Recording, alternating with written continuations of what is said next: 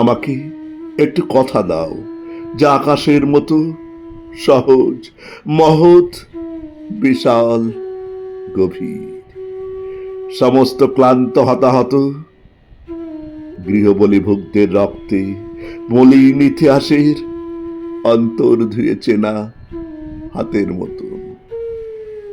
আমি যাকে আবহমান কাল ভালোবেসে এসেছি, সেই নারীর, সেই রাত্রির নক্ষত্র আলোকিত নিবিড় বাতাসের মতো, সেই দিনের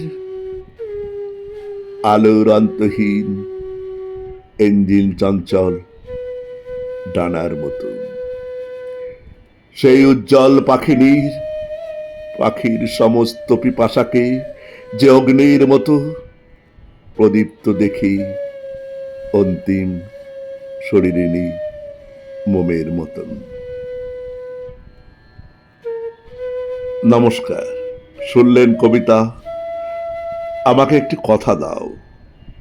কলমে কবি জীবনানন্দ দাশ, উচ্চারণে আমি সুরজিৎ দাস, বাঁশিতে ধ্রুব ভর।